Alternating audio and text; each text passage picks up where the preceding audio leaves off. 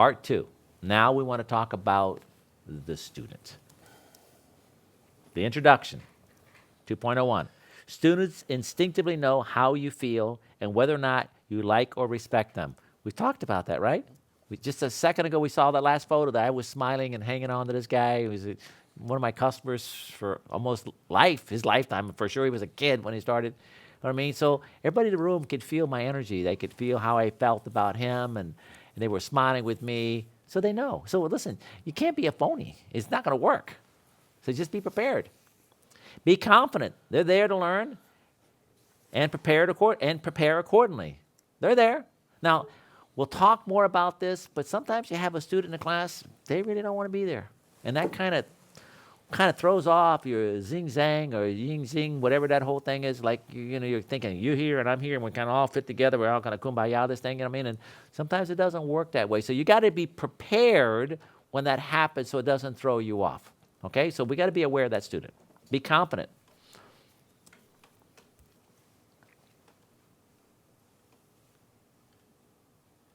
Well, you can tell this guy, I mean, you can tell even just by what they're wearing and the way they look, they're there to learn. Right? Yeah, they're not going to the beach, right? Same tie. Same tie. On that, does that get wearing on here? All righty. So the student came because they want to be there, right? bio? They're prepared. I got to be prepared. Right. 2.2, decision-making styles. We're talking about a lot of this stuff as a student and an instructor. In reality, this is people. This is you trying to sell somebody something, okay? That it starts with what? Their interest at heart, is that right? A relationship with them, a commitment on your part. You're going to communicate in a way that they can relate to it. They feel safe. That would be your part as a spouse, as a friend, as a person in negotiations, whatever it is.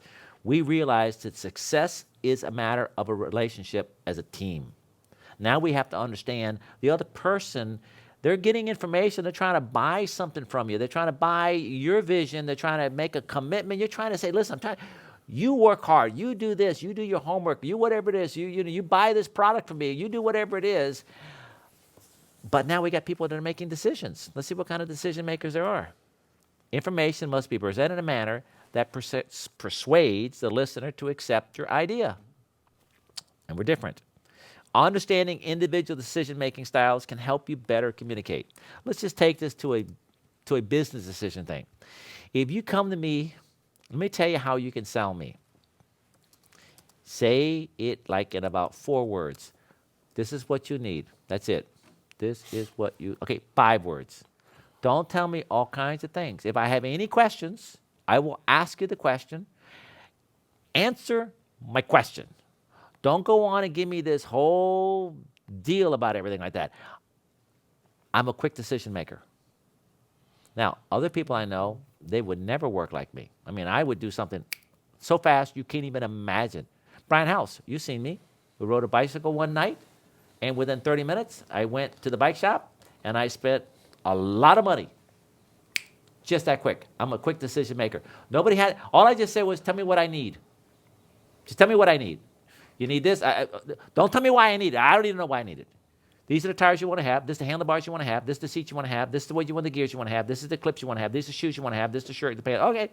Because I was already committed. This is what I want, and I need you to take care of me.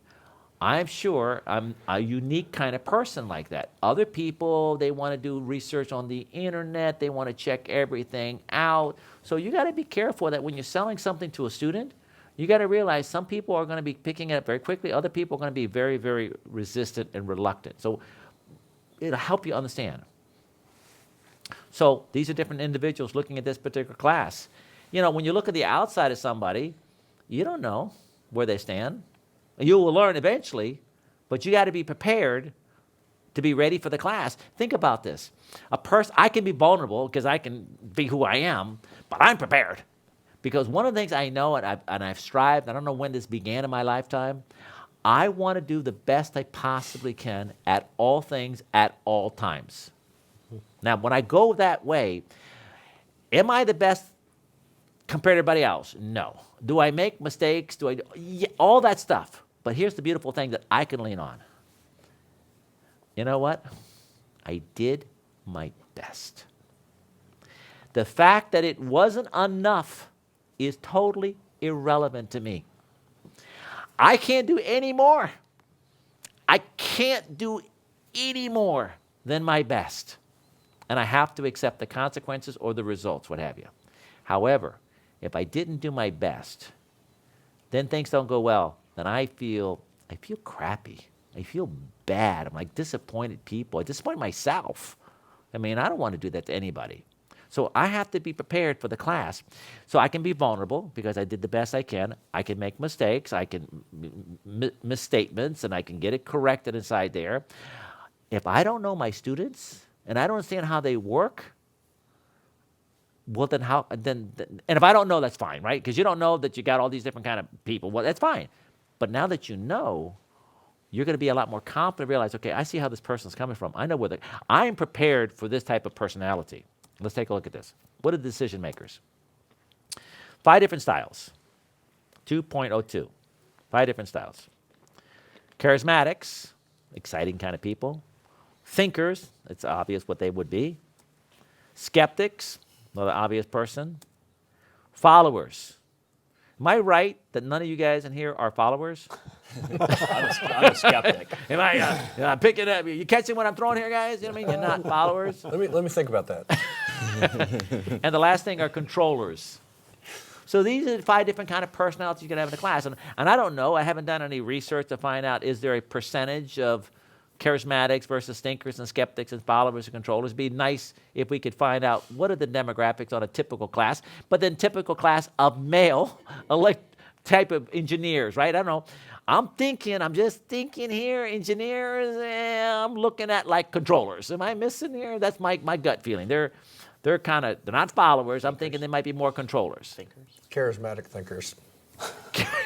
Charismatic thinkers. I don't know about that. Yeah. I think the important Skeptic thing thinkers. is that you're going to have all 5 in any different group.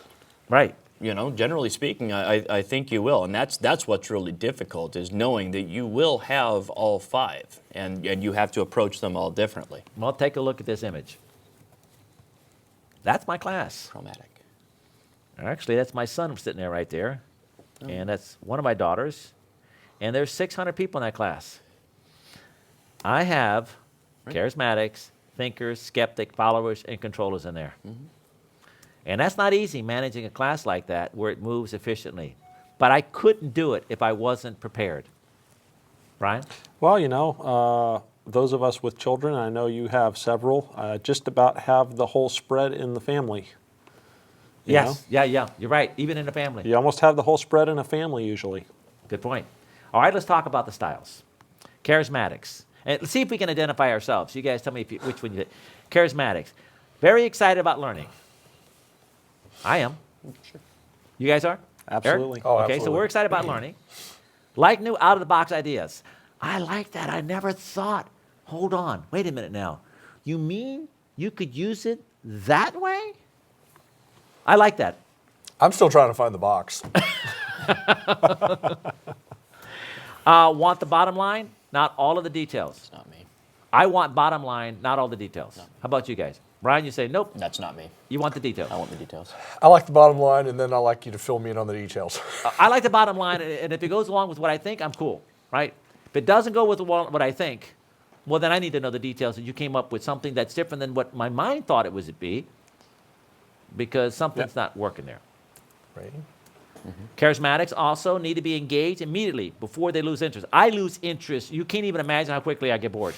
I mean, you can't even imagine how quickly I get bored. My poor wife. I mean, I'm injured right now with my elbow, and she's complaining because you're writing too much, you're doing all this other stuff, and all of a sudden, I get my elbow not hurting. And now what? I'm home. Like, what are we going to do today? What are you doing? What's happening later? I mean, it's like instant. In a class, you better get me going real quick, because I can just turn off and just go to la-la land. Don't use too much text and slides. I don't want to see words. I don't care about words at all. I need to see graphics. I want to see graphics, illustrations. Part of our success in My Holt Enterprises, those of you guys that have seen our books, I think we hear almost universal, man, your books are amazing. compared to everybody else. They're the best graphics I've ever seen. And that was by plan. That was because of my personal experience when I was an electrician trying to study for my journeyman's test. There was no books out there with any images. I had no clue what they were talking about. And I sat down with Mike Colbert. We took a walk around a yard. I walk about a block at his house. I said, listen, there's a graphic designer who's been with me for 30 years. I said, this is what I want. I want everything exactly to scale. I mean, that that 4 square box relationship to that wall, it is 4 inches in relationship to the countertop. Every single thing has to be exactly the scale. Because if it's not the scale, my brain's like, oh, that's not the scale. Oh, look at that. That's distorted. Oh, that's at an angle. So all of a sudden I get confused because I'm not looking. So I want everything to be absolutely crystal clear because I'm a charismatic. I'm a visual kind of person. This individual right here, you don't know, right? You can't look at any one person and say he's charismatic or not. He's smiling. I would think controllers might not be that smiling at people. I don't know if you have some kind of personality there, but he's engaging. He's coming up to me. We're having a good time. So I don't know. Thinkers, let's see if I'm a thinker, are open to new ideas, but are careful and methodical. Okay, I'm a thinker. Need facts and research in order to convince them. Yeah, you're going to have to prove it to me. I don't care what you think. Support your statements, always. I tell people when I do a class, and this is something you might want to consider. Every class I say, look, do me a favor. Do not believe anything I tell you. Nothing.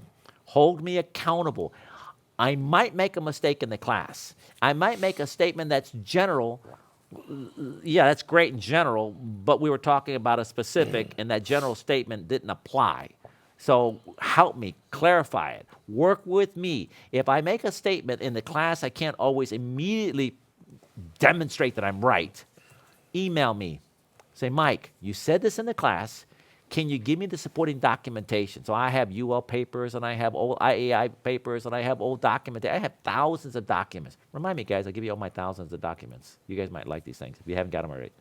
And so I have that information. So if somebody wants it after a seminar, I send it right to them. And so therefore, that person, so the people in the class feel to some level, right in the beginning, okay, this guy's not acting like he knows everything. He feels he's going to be correct, but if he's not correct, please correct me. And if I can't support it, I will support it. So there's some buy-in inside there. So you need to, don't ever speculate. But Ryan, like you said, a person will make a statement and say, listen, I don't know this is for a fact, but I remember seeing an IEI article once. I remember seeing something in the UL White Book. I remember having something, I had a conversation once with somebody. I might even have the email from NFPA on that. My gut feeling is this way. Okay, the person knows that, I'm not making a statement. I'm just saying, I right now, this is the best I can give you, And the last thing is, thinkers are guarded and cautious and explore every angle, are open to new ideas when supported by facts. So I'm a thinker too. I'm a charismatic, but I'm also a thinker. Are very rational, use numbers to make the decisions, and may not have the best social skills. Yeah, I can think I don't have the best social skills. I think my daughter and my wife, and my daughter says it's my charm. You know what I mean?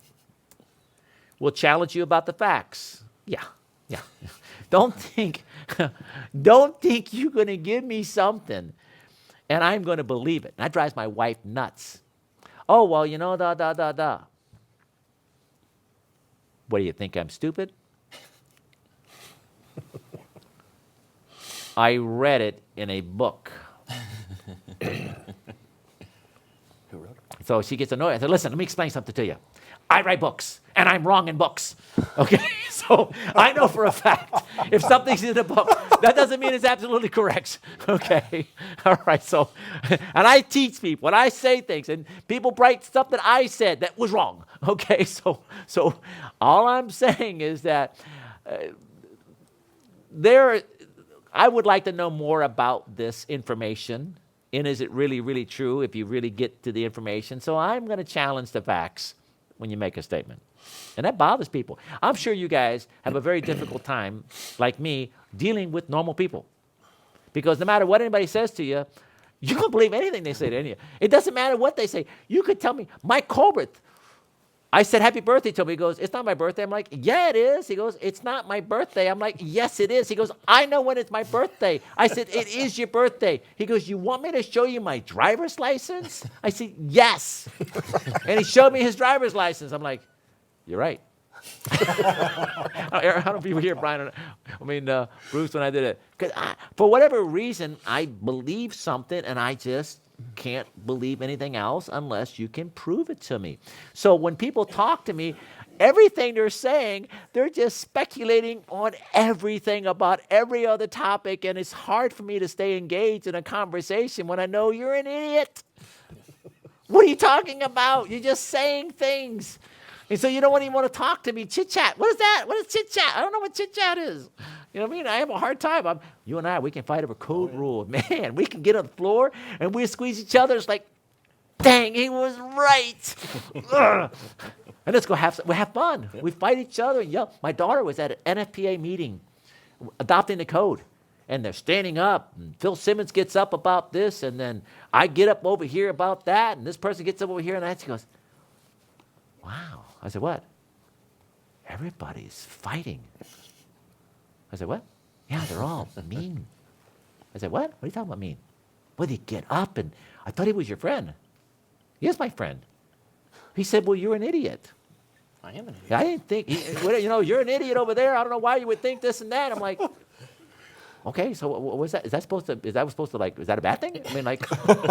I would say he's an idiot. Right. I'm like, I don't know where Phil's coming from, but he's definitely not on this planet. Would we say that, Ryan? Sure, yeah. Absolutely. That's not a bad thing. So she could not understand that we weren't fighting, we weren't yelling, we were talking, we were guys, we were just having a good old time. So it makes it difficult for some people to understand that. Well, I think what's important here is, when you're teaching a group, you need to be teaching to all facets of these. You need to be speaking to the thinkers and the skeptics and the charismatics and the followers and the controllers. When they're asking a question, that's where I think you really need to try your best to figure out who you're talking to. Because you just said, I called him an idiot, and that's not a bad thing. That's right. Well, it's not a bad thing when you call me an idiot or when I call you an idiot. Right. It is a bad thing when I call somebody else an idiot. If they're not We're going to talk about relationships in a classroom setting. You know what I mean? Because there's protocols. Yeah. So we're going to get into the actual thing. Now let's go on. Challenge about facts. Thinkers are going to challenge you. Use logic and exhaustive analysis to make a decision. I probably do. You don't realize it, but I've done it already. Skeptics are distrustful information. Well, I distrust information. Everyone is suspect. Well, everybody is suspect. I don't believe anybody in it. Even my corporate when his birthday was. I don't care. We'll question you right away without regard to your reaction. That's Yep, me. pretty much. Yeah. So this person right here is like, He's about to I don't know about that.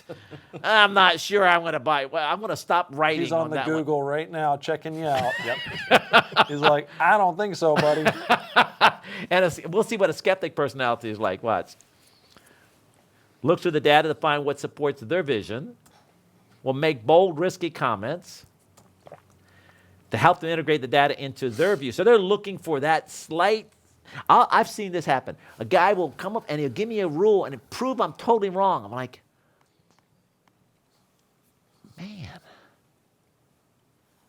hold on. And then I look up what part, what section. Exactly. article, Yeah. what section. He had me for a second on the ropes. I'm like, man.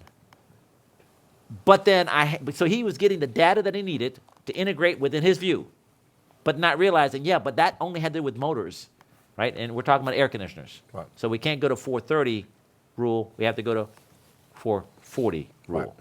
So you got to be careful with them because they're going to show you some information, but you got to then look past the information to verify what is that information about. But it's unlikely that you're going to change your mind. I don't think then, Ryan, you're a skeptic. I think I'm border between skeptic and thinker.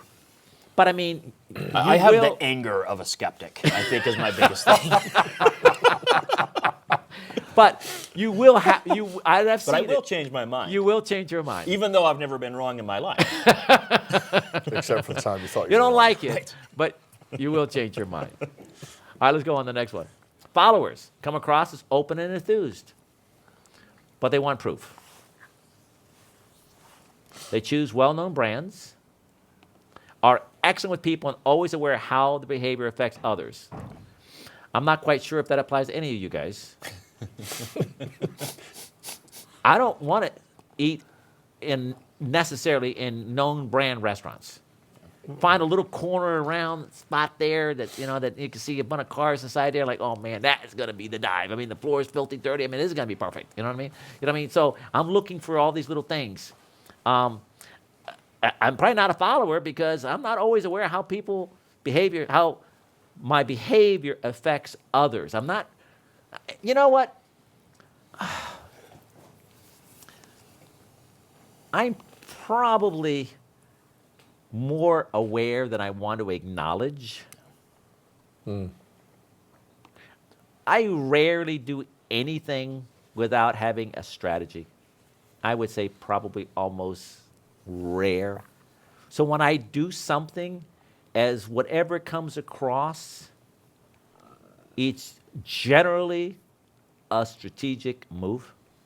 It's thought out. That doesn't mean that sometimes I don't get my emotions ahead of me, but generally it's thought out and I'm aware of it. So even if my behavior affects others, my goal is never to hurt anybody. My goal is always to help people. So my behavior might be in a way that's going to be traumatic or it's going to be uncomfortable, but I know I can move the person to where they need to be. So I would say I'm probably, but my personality is that I'll do this to people. I want to save the world, and you're the person that I'm going to save right now. Not that they want to be saved. They're like, listen, how about you don't save me? And it doesn't really matter. I'm saving you. I'm saving the world from you. I'm saving you from the world. So followers, however, they're incredibly sensitive to people. And they would never want to hurt somebody. My wife would be a follower. She likes to eat well-known brand restaurants. She wants to have well-known brand stuff. She wants to make sure that it's proven that it's going to be right. She's amazing with people. And she sacrificed everything for herself and for the other person, and she doesn't ever want to hurt anybody's feelings. So that's a follower. Controllers, highly independent and want to be the control of decision-making process. Don't like to be pushed. Get them to believe they made the decision. Hold on a second. Want anything else? See information through their perspective. Difficult, convince them to accept contrary data. Are perfectionists. Aren't concerned with getting along with others. Run their own tune. Have a tendency to shoot the messenger. Don't allow them to take over the class. Okay, one second. You notice I went real fast with controllers? I don't have time for them. I don't have time for a controller. I can see this person wants to stick on a point, and they don't want to let it go. And they want to disrupt the entire class. They want to make it a big deal. They don't care how they're coming across. And no matter how nice you are to a controller, you say, well, listen, tell you what, we'll cover that at break time. And the person will pop it up again and again and again and again. And then you say, okay, well, maybe, let me explain it this way. So take an example if you're taking it this way, and no matter what you do, there is nothing you're ever going to say to convince this person otherwise. Yep. And some of the stuff is like, you're shocked because this is like so obvious. It's almost law. I mean that's the way electricity flows. I mean, there's and you don't even you don't even know what to say because the person is so wrong, and everybody in the room is like, what the heck's wrong with this person? And I've learned that controllers are highly independent. They want to control things. They don't like to be pushed. They believe. You're not going to get them to believe anything, okay? So probably should pull that right out of the whole textbook there. See through their own perspective, difficult to convince to accept contrary data, are perfectionists, aren't concerned with getting along with others, run at their own tune, have a tendency to shoot the messenger, which you are, and don't allow them. So basically, the bottom line is, don't allow them to take over the class. We'll talk about how do you deal with these people, but right now we're talking about what? You got charismatics, you have thinkers, you have skeptics, and we have controllers. It's a problem in some cases. Let's continue on. Decision-making styles. Understand individual decision-making styles can help you better communicate with your students. Brian? Well, I want to make one comment before we finish this section out. Every person can't be pigeonholed or fit in an exact spot. Right. And I think, all of us can probably agree that we see a lot of combinations of these people. And you have to be sensitive to that too, because you might have somebody that's a combination. Like you said, I fall under this, and I fall under that, and I fall under this. Don't just assume immediately that somebody's a controller because they're arguing with your data. Maybe they're just right. Yeah. It's possible they're just right. They're not trying to control the class. They might just be right, I love those people that will stand up to me and will continue to fight me. I love it. But Mike, this is the rule. Look at this one. I know you're missing it. It's not that. And they won't stop. And all of a sudden it's like, wow, now I see what that person was trying to say. And I tell them, thank you for not allowing my crap to stop you. Thank you for pushing through and not allowing me to dismiss you. So you got to recognize, and that's a great point, you might be wrong. And that one person out of the 100, out of 99 people in yourself, you're all wrong. And that one person had it. So you got to always keep that in mind. Is it possible that this one person is right and that's a little slice that I'm not an expert in? Good point.